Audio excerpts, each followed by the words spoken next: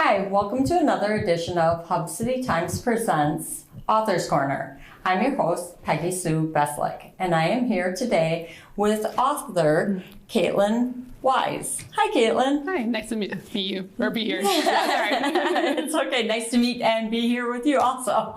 So you are a published author, is that correct? Yep. And what is the book that you wrote? So I wrote Mist and Shadow. It's a young adult novel. It kind of follows a high school senior named Daphne who's starting to see ghosts. That's her new ability that she's developing. But that kind of becomes the least of her worries because she learns that there's a portal that's opening up in her small town, and through this portal are going to come all these dark creatures, and only her and her mentor have the ability to stop those. So what made you decide to write this novel? So the idea kind of popped into my head when I was 19. I was a sophomore in college. I didn't really do much with it except develop it kind of in my head. And then I was going for English at the University of Wisconsin, Green Bay, and I signed up for a novel workshop, and that was kind of the kick that I needed to get going on the story that had been in my head. And so I wrote that for that class, and I was able to complete my first draft. Okay, so you wrote this novel for a requirement for this class? Yep. And are you hoping to have a sequel to this, or? Yeah, so this is going to be the first in the trilogy. I'm working on the sequel right now. Mist and Shadow just came out on the 15th this September. So it hasn't been too long, but yeah, it's been exciting. Take me back again. When did you start this novel? So this was about 5 years ago when I took the class, so the fall of 2016. It took me about 6 months to write, so I'm a slow writer, but I was proud to get it done. And then after the class was completed, it was kind of just up to me to go through it again, revise it, and make it ready for publication, have other people read it, and get their feedback, make more changes. So just a lot of revisions. And then last year, my 2020 resolution was or 2021 resolution was to just go forward with self-publication. So I got it edited. I did the cover art. It was a lot of work, but now I finally have it out there. So taking me back again, when this all started, when you were a sophomore in college, that's when you thought of the idea. Mm-hmm. You wrote the novel your senior year. That's when you completed it for the course. Yep. And so you were graded on it for that course, but then it had to go another step after that. The school, as far as they're concerned, okay, you're graded, it's done. But yep. Do they help you with the publishing of it, or you do that all on your own? That's all on my own. So the goal of the class is just to get that first draft down. We had to do 50,000 words in order to pass, and I think pretty much everyone did in that course. I got up to 56,000 words. There was still more to write, but that's all I had to do to pass. And then afterwards, there was a class on revision. I didn't take it. I just decided to do it on my own. And so what I did to revise it was I just started from the beginning, just kind of read it through, and then basically rewrote it. And then I had a few more. So during the class, we had our groups. I had two girls in my group, and we all kind of read each other's novels. We gave each other feedback. There's kind of that encouragement that way. Then after the class, when I was revising it, I just kind of found beta readers. So there are people who just I found them online, but okay. I just email them my draft and they give me more feedback. And so that's very helpful. And that's kind of the process that way. So yeah, you just do a lot of revision. And then when you think you have it as good as you can, you get it professionally edited. And so you have to send it to someone for a professional edit at that point. Yeah. So I hired, the route I took since I went through self-publication, I just hired a freelance editor. I hired a copy editor, and then after I made those edits, so she kind of looks at just my sentences, anything that I can improve word-wise. And then a proofreader, she just checks over like all my punctuation, just the very nitty-gritty stuff, just to make it completely polished that way. So self-publication kind of came late in the game. I originally wanted to be a traditionally published author, but that just didn't work out, and I didn't know how long I wanted to wait to be a published author, because it was kind of like my dream, so I just decided to go that route. And so what does it entitle? Okay, so you've had it proofread, you've had the copyright done. Mm-hmm. What does this self-publish look like? What do you do next? Yeah, so once I got it edited and I made all those changes, so I designed the cover art. You can hire someone for that too, but I had some design experience, so I just did that. I published through Amazon, so it's really easy to set up like an ebook on there, so I had that ready, but I also wanted to have a print copy, because that's like the cool part, that's like the part you dream about. So I went through a website called Ingram Spark. So I had like my files, I had my cover file and my interior file. So you just kind of upload it to this website. You pay like a small fee. You can order some proof copies if you want, just to make sure nothing's wonky. And then once you're satisfied with it, they can distribute it to, like, say, Barnes & Noble, Target. My book is on both of those websites, and also on Amazon. So I have an ebook and a paperback. And how do you get them on those websites? You just have to create an account. Like Amazon, you just sign up for their program. It's called KDP. Kindle Direct Publishing is it. And then Ingram Spark, just same thing. You just create a username, password, you sign it up, just check for quality, and it's pretty simple that way. I think the hard part is just getting all your files ready and make sure everything is just polished and looks professional. There's no typos. Your cover art's, it looks good. It's not something you just threw together. And so then, okay, I can go on Amazon, for example, and buy your book. Yep. And can I buy the paper book like you? Yeah. And so how does one get that? Did you have to order a whole bunch of books in advance, and you have to worry about shipping them, or do they take care of it all? No, Amazon, all the retailers, they take care of that. So how Ingram kind of works is that it's print on demand. Okay. So they only print a copy when someone orders one. So you don't have to do like a print run, because usually publishers, they'll print like maybe 1,000 copies and then hope that they sell them all. But with print on demand, if someone orders it, it'll take like, a day or two to process. They'll just print it, just that one copy, and then ship it out. Okay. So that's kind of the cool thing about modern publication, is that we have more options.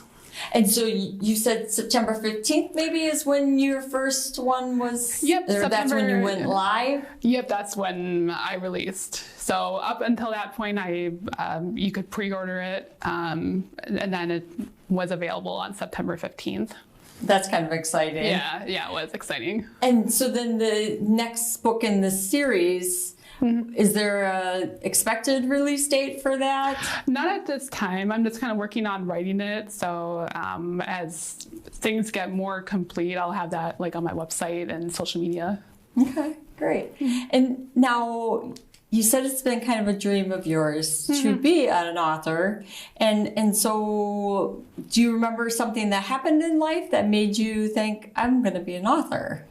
Yeah, I do have kind of an incident like that. So I think the moment that I considered publication more was in 4th grade. So we had this assignment where we were given like a writing prompt, and we had to write a short story on it. I remember I skipped my recess, like we had a 15-minute recess so that I could keep writing, because everyone else, they wrote a page, but I had like 3 pages, I think, by the end. And so I was like writing. And then everyone had to read out their story. And so once I read out mine, and my teacher was like, "Oh, doesn't that sound like something that could be published?" I'm like, "Huh," kind of like a light bulb moment, like, "Oh, maybe I could like publish something."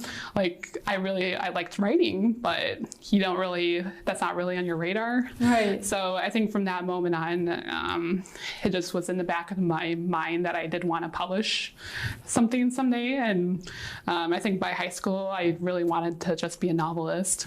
So that's the dream, is to just be a novelist one day. And yeah, that was the dream. So, I mean, I have a lot of ideas in my head, so it's kind of been a privilege to be able to finish something, because I think that's the dream of a lot of people, is that they might have an idea, but it's, difficult to, find a time and the motivation to actually sit down and write a complete draft. And so it's exciting to finally get to that point where you've done all the work, you've kind of crossed the mountain, and now I have this book. So that is pretty exciting. Yeah. And going back to that 4th grade story or article that you wrote, do you happen to remember what it was about? It was a little bit on the creepy side. So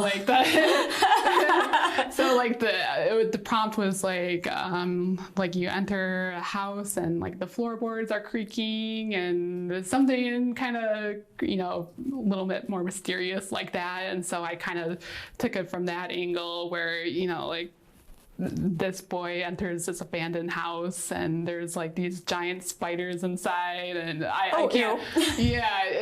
So spiders are creepy to me. So so it kind of became like my first horror story, and I was like 4th grade. So but that's the path you've kind of been leaning towards then, because this story is about ghosts. Yeah. So it's a supernatural story.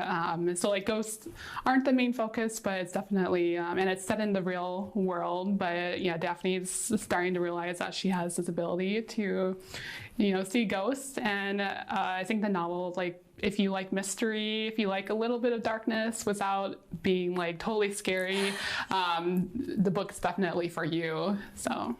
And you said you have other ideas in mind. Now, this one's going to be a trilogy, but then are there other avenues you want to explore for writing, or? Yeah, I think, so this, I guess you would call it an urban fantasy, because there's, supernatural elements, but it's still set in the real world. But I do love writing fantasy, just because it allows me to be more creative. So down the line, who knows when it'll be, maybe a decade from now, but I have other, maybe not trilogies, but maybe like duologies, like paired books down the road, or some standalones. So I have ideas. I think it'll be a long time before I finally get around to writing them, because I'm focused on this trilogy, obviously, first. But once I get that done, I'll see where my imagination takes me, I guess. It's kind of fun.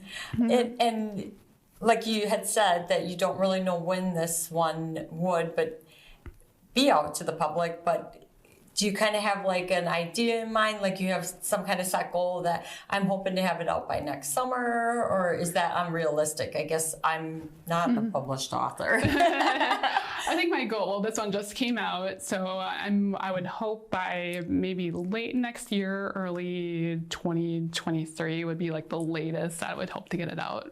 So comfortably a year to do the whole writing process and get everything ready to go. Yeah.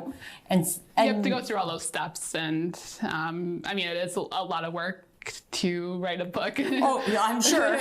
So I've been working on this a long time, but I think reasonably you can expect it late next year or early 2023. Okay. So. Great. And are you hoping to do the same process again, the self-published? I mean, once you do it that way, is that the easiest way for you? Or are you wanting to have someone else do it? I guess I don't know. I think for now, I would stay with the self-publication. There's certainly many different paths to publication. I just chose probably the hardest route. There's companies out there who will help you publish, or say this book did really, really well, and maybe an agent would contact me and say, hey, I want to represent you. And then I would get a publishing deal. I mean, I know that's happened to some authors too. I don't really expect that in my case, but yeah, I would still do it myself.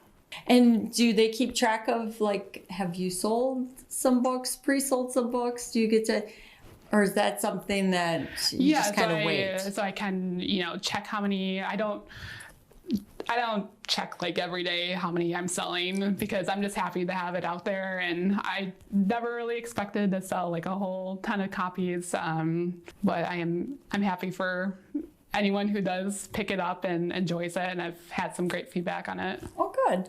Well, and it's been talked about in the Hub City Times paper. Yep. And now on this show, so hopefully it'll get you a couple more readers also. Yeah, well, I appreciate anyone who wants to read it. So you have a website also. So what is your website? So my website is just my author name, so KaylinWise.com. That's KaylinWise.com. And so if you visit that website, you can find all the links where it's available, more info about what it's about. And if you sign up for my mailing list, you can also get the first 5 chapters free. Oh, cool. Yeah. And you'll also get the little expected release date on that book that's going to be coming in 2023. Yep. No, I'll be there. Perfect. She's got no pressure on her. Nope, not at all. So. Is there anything else you'd like to add? I think like if anyone is just interested in publication and writing a book, just if you can sign up for a writing class or find a writing group, just find some way of getting that dream to reality. So, I mean, I think it was definitely worth it, and it's been a dream come true for me. And so you'd recommend doing it through a course, like having that little step helped you to kind of get the knowledge to maybe do the self-publication? Or is this something that if I have an idea, I could just write something and do it without the course? Or are you saying that the course would probably help out the most? So where the course helped me was just having that obligation to write, which is, I mean, if you're kind of left up to your own devices, it's really easy, like, oh, let's put it off for now. But where the course helped me is that I was just basically forced to write what was in my head. Otherwise, I wouldn't pass the course. So just creating some sense of obligation, that's where like a writing group can come in. If you have other people keep you accountable to like your writing goals, if you want to write 2,000 words a week, just find someone who can help you reach that. Maybe kind of like we just did to you, like setting the goal that you had to have this book done. Yeah, so we just did that for you. To have it out, so we'll be expecting it in a year. Yeah. No pressure. Get home and write. Yeah, all the pressure. So. Perfect. Yeah. Okay. Well, thank you for joining us today, and thank you for joining us for another edition of Hub City Times Presents Author's Corner.